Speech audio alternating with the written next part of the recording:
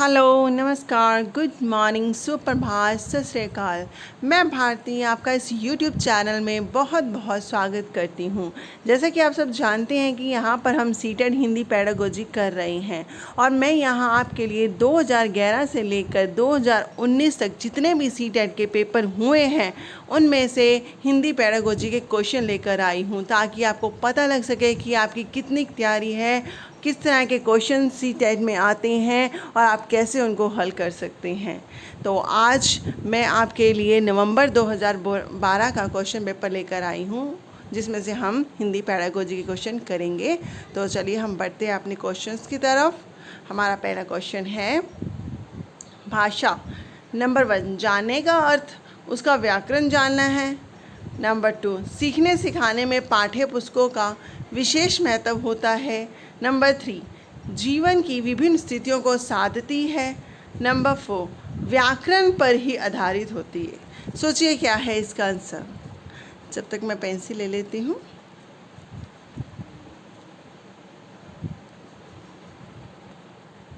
चलो डिस्कस करते हैं। नंबर 1, जानने का अर्थ, उसका व्याकरण जानना है। ऐसा तो नहीं है कि सिर्फ भाषा का मतलब ही सिर्फ व्याकरण ही जानना है, गलत है। सीखने सिखाने में पाठ्य पुस्तकों का विशेष महत्व होता है। हाँ, होता है, भाषा सीखने सिखाने में पाठ्य पुस्तकों की ज़रूरत होती है, पर विशेष महत्व है ऐसा हम नहीं कह सकते।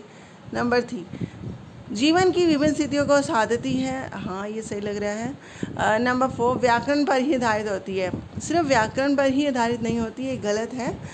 तो हमारा सही आंसर है जीवन की विभिन्न स्थितियों को साधती है। भाषा जीवन की विभिन्न स्थितियों को साधती है, ये सबसे सही आंसर है।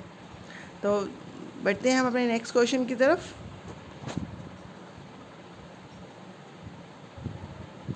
नेक्स्ट क्वेश्चन है, भाषा की कक्षा में समाचार पत्र पत्रिकाओं का उपयोग यह सुनिश्चित करता है कि नंबर 1, शिक्षण सामग्री का उपयोग हो रहा है। नंबर 2, बच्चों की भाषा पर समाचार पत्र पत्रिकाओं का प्रभाव पड़े। नंबर 3, बच्चों को मुख्य शीर्षक याद है। नंबर 4, बच्चे प्रमाणित लेख समाचार आदि पर अपनी प्रतिक्रिया देने की क्षमता रखते हैं। सोचिए क्या होगा इसका आंसर।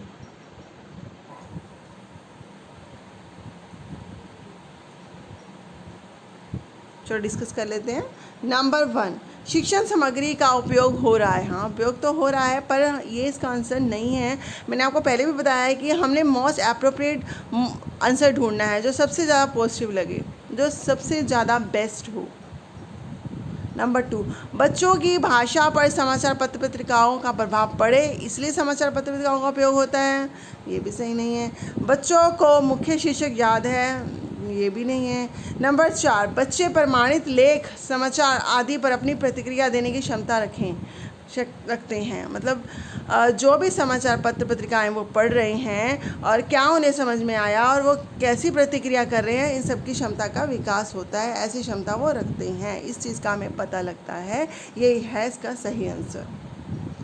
नेक्स्ट क्वेश्चन है, सुलेखा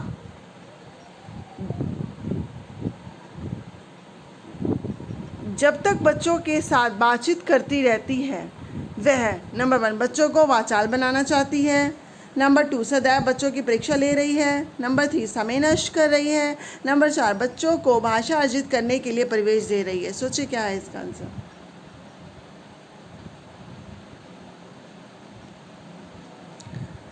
तो डिस्कस करते हैं। बच्चों को वाचाल बना रही है। वाचाल मतलब बहुत बोलने वाला। ऐसा तो नहीं है कि सुलेखा जब बच्चों के साथ बातचीत करती है तो वाचाल बना रही होगी। नंबर 2, ये गलत है। नंबर 2, सदैव बच्चों की परीक्षा ले रही है, ये भी गलत है। नंबर 3, समय नष्ट कर रही है, ऐसा तो कुछ नहीं है। नंबर 4, बच्चों को भाषा अर्जित करने के लिए प्रवेश दे रही है। हाँ, बिल्कुल सही आंसर है। जब एक टीचर बच्चों के साथ बातें करता है तो वो उसको एक परिवेश देने की कोशिश करता है, भाषा अर्जित करने के लिए प्रवेश दे रही है। तो ये है इसका सही आंसर। चलो बढ़ते हैं नेक्स्ट क्वेश्चन की तरफ। सुमन बचपन से ही गुजराती बोल समझ लेती है, वह कभी विद्यालय नहीं जाती है। ये उदाहरण है, ये किस चीज़ का उदाहरण है आपने सोचना है। सोचिए क्या आंसर है इसका। भाषा अर्जन का, भाषा सीखने का, सुमन की प्रतिभा का, या भाषा में पिछड़ेपन का। सोचिए क्या है इसका आंसर।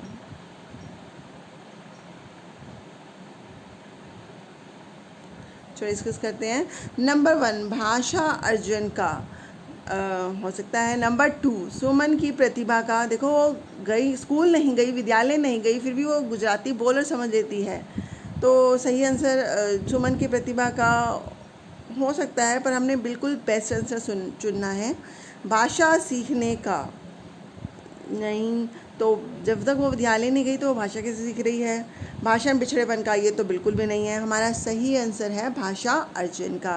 देखो जब बच्चा बिना स्कूल जाए घर में ही जब उसको भाषिक प्रवेश दिया जाता है और वो भाषा सीख लेता है, तो ये भाषा अर्जन की पहचान है। तो ये इसका सही आंसर है भाषा अर्जन का। तो पढ़ते हैं नेक्स्ट क्वेश्चन की तरफ। भाषा में सतत और व्यापक मूल्यांकन का उद्देश्य, कॉन्टिन्यूअस एंड कम्प्रिहेंसिव एवल्यूशन का उद्देश्य क्या है। आपने CDP में पढ़ रखा है, कॉन्टिन्यूअस एंड कम्प्रिहेंसिव एवल्यूशन वही है, सतत और व्यापक मूल्यांकन। इसका उद्देश्य क्या होता है ये आप बहुत अच्छे से जानते हैं। नंबर 1 केवल बच्चों की कमियां जानना। नंबर 2 केवल यह जानना कि बच्चों ने कितना सीखा है। नंबर 3 बच्चों को उत्तीर्ण अनुत्तीर्ण श्रेणी में रखना। नंबर 4 बच्चों द्वारा भाषा सीखने की प्रक्रिया को जानना और समझना। सोचिए क्या है इसका आंसर।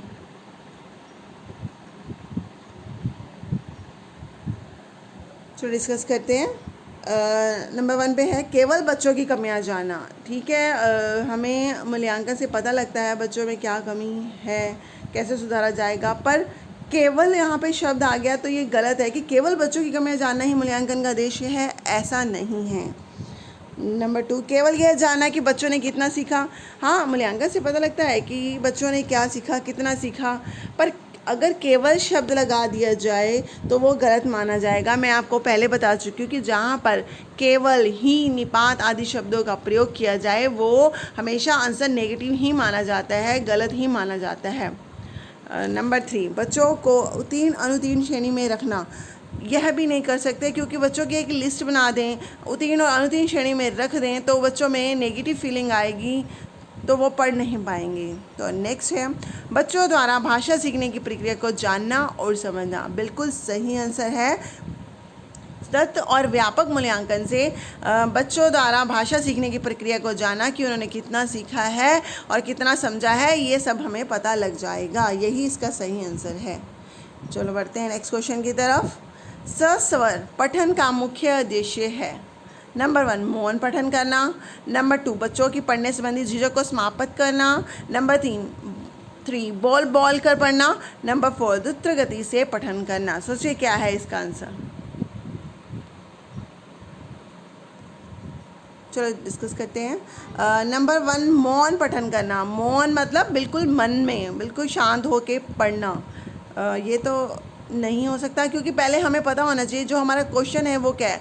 सस्वर पठन, सस्वर क्या होता है, जब हम बोल कर पढ़ते हैं उसे हम सस्वर पठन कहते हैं। तो बोल कर पढ़ने का क्या उद्देश्य हो सकता है वो जानना है। मौन पठन करना, मौन पठन में तो हम मन में पढ़ेंगे, ये उद्देश्य नहीं है। नंबर 2 बच्चों की पढ़ने संबंधी झिझक को समाप्त करना, हाँ हो सकता है। नंबर 3 बोल कर पढ़ना, हाँ ये तो इसका मीनिंग है, पर हमने उद्देश्य, क्वेश्चन में यहाँ उद्देश्य पूछा गया है। तो द्रुत गति से पढ़ना, द्रुत गति होता है बहुत तेज़ गति से पढ़ना, ये भी नहीं है। सही आंसर है नंबर 2 बच्चों को पढ़ने संबंधी जो झिझक है वो समाप्त हो जाए। बोल कर पढ़ने से वो सीख जाएगा, उसकी जो झिझक है वो ख़त्म हो जाएगी, ये इसका सही आंसर है। तो बढ़ते हैं नेक्स्ट क्वेश्चन की तरफ। सतत मूल्यांकन का एक निहित अर्थ है। क्या है इसका निहित अर्थ। नंबर 1 बच्चों के भाषा प्रयोग का निरंतर अवलोकन करना। अवलोकन होता है ऑब्जर्व करना। नंबर 2 बच्चों के परीक्षा संबंधी भय को समाप्त करना। नंबर 3 प्रतिदिन परीक्षाएं लेना। नंबर 4 हर महीने परीक्षाएं लेना। सोचिए क्या होगा इसका आंसर।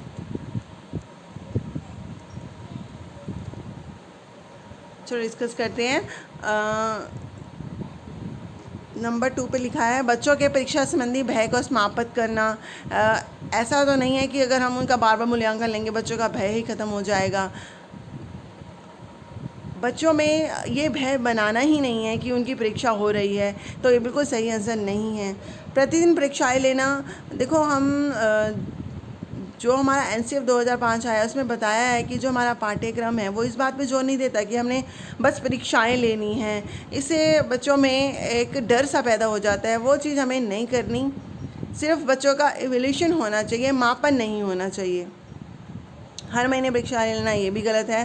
सत्य मूल्यांकन का अर्थ है बच्चों के भाषा प्रयोग का निरंतर अवलोकन करना। नंबर 1 बिल्कुल सही है कि जो भाषा प्रयोग कर रहे हैं उनका निरंतर कंटिन्यूस में ऑब्जर्व होता रहेगा, अवलोकन होता रहेगा। बच्चों के भाषा प्रयोग का निरंतर अवलोकन करना, यही इसका सही आंसर है। नेक्स्ट क्वेश्चन है, शिक्षक की स्वयं की भाषा प्रयोग की कुशलता है। नंबर 1 बच्चों के भाषा प्रयोग के लिए आदर्श रूप प्रस्तुत करती है। नंबर 2 बच्चों के भाषा प्रयोग पर कोई प्रभाव नहीं डालती। नंबर 3 बच्चों को अलंकारिक भाषा प्रयोग के लिए प्रेरित करती है। नंबर 4 बच्चों को भाषा का अनुकरण करने के लिए बाध्य करती है। सोचिए क्या है इसका आंसर।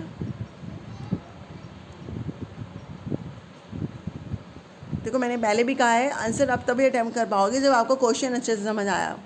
शिक्षक की स्वयं की भाषा प्रयोग की कुशलता, शिक्षक जो भाषा प्रयोग कर रही है उसमें बहुत कुशल है, उससे क्या हेल्प मिलेगी। नंबर 1 बच्चों के भाषा प्रयोग के लिए आदर्श रूप प्रस्तुत करती है। हाँ बिल्कुल सही है। जब शिक्षक सही बोलेगी तो बच्चों के लिए एक आदर्श रूप आएगा उस भाषा का और बच्चे भी सही उच्चारण करेंगे। नंबर 2 बच्चों के भाषा प्रयोग पर कोई प्रभाव नहीं डालती, ये गलत है बिल्कुल। नंबर 3 बच्चों को अलंकारिक भाषा प्रयोग करने के प्रेरित करती है। ऐसा नहीं है कि छोटे छोटे बच्चे ही अलंकारिक भाषा का प्रयोग कर लेंगे, ऐसा भी नहीं है, गलत है। नंबर 4 पे लिखा है बच्चों को भाषा का अनुकरण करने के लिए बाध्य करती हैं। हाँ टीचर जो भाषा बोलती है बच्चे उसका अनुकरण करते हैं, पर उसको बाध्य करती है ऐसा कुछ नहीं है। टीचर अगर सही भाषा बोलेगी तो वो भाषा का एक आदर्श रूप प्रस्तुत कर रही है। तो इसका सही आंसर है नंबर 1 स्वयं की भाषा प्रयोग की कुशलता। जो वो कुशल है भाषा प्रयोग करने में, वो बच्चों के भाषा प्रयोग के लिए एक आदर्श रूप प्रस्तुत कर रही है।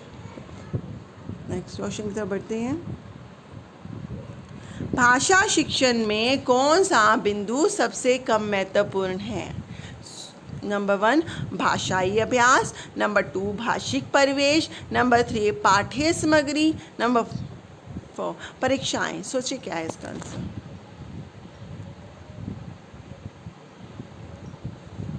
चलिए डिस्कस करते हैं। नंबर 1 भाषाई अभ्यास। हाँ बच्चे जब भाषा सीखते हैं तो अभ्यास तो उनको कराया जाता है, पर सबसे कम महत्वपूर्ण हमने ढूंढना है। नंबर 2 भाषिक प्रवेश तो बहुत है, ये तो कम है ही नहीं। नंबर 3 पाठ्य सामग्री, हाँ पाठ्य सामग्री का भी प्रयोग होता है। और नंबर 4 पे है परीक्षाएं, बिल्कुल सही।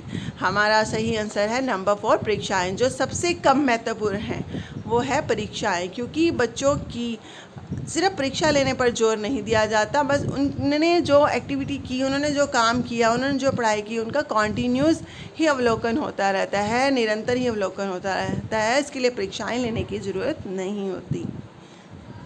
चलो बढ़ते हैं नेक्स्ट क्वेश्चन की तरफ। भाषा अर्जन और भाषा अधिगम में महत्वपूर्ण अंतर है।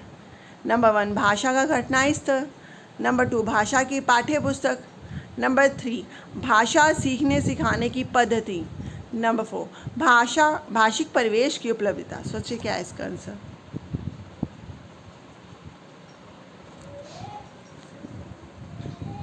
चलिए डिस्कस करते हैं। भाषा का कठिनाई स्तर, क्या ये लगता है आपको ये दोनों में अंतर है भाषा अर्जन और अधिगम में। देखो अर्जन क्या होता है और अधिगम क्या होता है ये आपको पहले पता होना चाहिए। पहले भी कह चुकी हूँ कि आंसर आप तभी सही से अटेम्प्ट कर पाओगे जब आपको क्वेश्चन की समझ होगी। भाषा अर्जन में भाषा अपने आप ही अर्जित की जाती है, अपने आप ही सीखी जाती है, जिसके लिए किसी स्कूल कॉलेज की ज़रूरत नहीं होती। जैसे जो बच्चा 2 साल तक का बच्चा जो स्कूल नहीं जाता फिर भी वो भाषा का उच्चारण कर रहा है, क्योंकि वो परिवार में रहकर जो भाषा प्रवेश उसको मिला है उसी से ही अपने आप भाषा वो सीख जाता है। और भाषा अधिगम वो होती है जो हम किसी इंस्टीट्यूट में स्कूल कॉलेज में जाकर एक रूल रेगुलेशन के अंडर सीखते हैं। तो अब सही आंसर ढूंढिए इसका। नंबर 1 भाषा का कठिनाई स्तर, ऐसा कुछ नहीं है। भाषा की पाठ्य पुस्तक, नहीं ये भी अंतर का कारण नहीं हो सकती। भाषा सीखने और सिखाने की पद्धति, ये भी नहीं है। इसका सही आंसर है भाषिक परिवेश की उपलब्धता। और भाषा अर्जन में जो हमें भाषिक परिवेश मिलता है और भाषा अधिगम में जो मिलता है, उन दोनों में बहुत अंतर होता है, और यही इन दोनों में महत्वपूर्ण अंतर का कारण है, भाषिक परिवेश की उपलब्धता। यही है इसका सही आंसर। बढ़ते हैं नेक्स्ट क्वेश्चन की तरफ। आकलन। आकलन बताना है क्या है। नंबर 1, मूलतः शिक्षक केंद्रित ही होता है। नंबर 2, केवल यह बताता है कि बच्चे ने क्या सीखा। नंबर 3, भाषा सीखने सिखाने की प्रक्रिया का अभिन्न अंग है। नंबर 4, पाठ समाप्ति पर ही किया जाता है। बताइए क्या है इसका आंसर।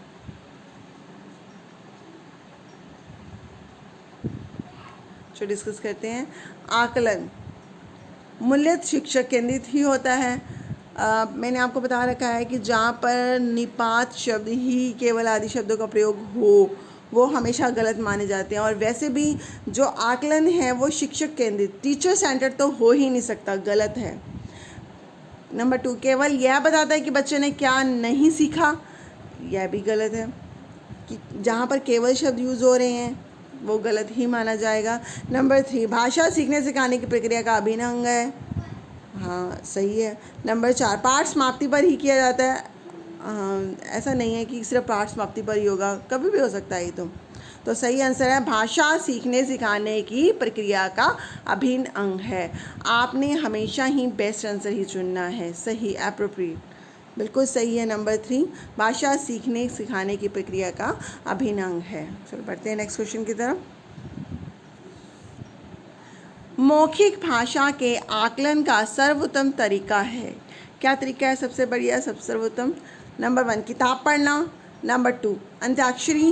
नंबर 3, प्रश्नों के तयशुदा उत्तर देना। नंबर 4, अनुभव बांटना व बातचीत। सोचिए क्या है इसका आंसर। चलो डिस्कस कर लेते हैं। किताब पढ़ना, हाँ, किताब पढ़ने से हमें पढ़ना आता है, पर हम इससे उस बच्चे को नहीं माप सकते कि उसको कैसे, किस तरह से वो पढ़ रहा है। कि आकलन का सर्वोत्तम तरीका नहीं कह सकते। हाँ, थोड़ा बहुत जज कर सकते हैं हम कि उसने कैसे पढ़ा, पर बिल्कुल सर्वोत्तम तरीका नहीं कह सकते। अंताक्षरी नहीं हो सकता। प्रश्नों के तयशुदा उत्तर देना, देखो जो बच्चों को कहा कि आपने यही पढ़ना है, ये याद करना है, और वही वो सुना रहा है, उससे हम उसका आकलन नहीं कर पाएंगे, तो ये सर्वोत्तम तरीका नहीं है। हाँ, नंबर 4 है अनुभव बांटना व बातचीत। बिल्कुल सही आंसर है अनुभव बांटना। बच्चे को जो अनुभव है वो बांटे और वो बातचीत करे, उसे पता लगेगा ना कि बच्चा मौखिक भाषा का प्रयोग किस तरह से कर रहा है। इसी में ही सही आकलन कर पाएंगे हम बच्चे का। बिल्कुल सही आंसर है नंबर 4।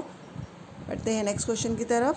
नेक्स्ट क्वेश्चन है स्वाभाविक अभिव्यक्ति, कल्पनाशीलता, कौशल और सोच को विकसित करना। नंबर 1, भाषा शिक्षण को किसी प्रकार की दिशा नहीं देता। भाषा शिक्षण का एकमात्र उद्देश्य है। नंबर 3, भाषा शिक्षण का उद्देश्य नहीं है। नंबर 4, भाषा शिक्षण का एक महत्वपूर्ण उद्देश्य है। सोचिए क्या होगा इसका आंसर।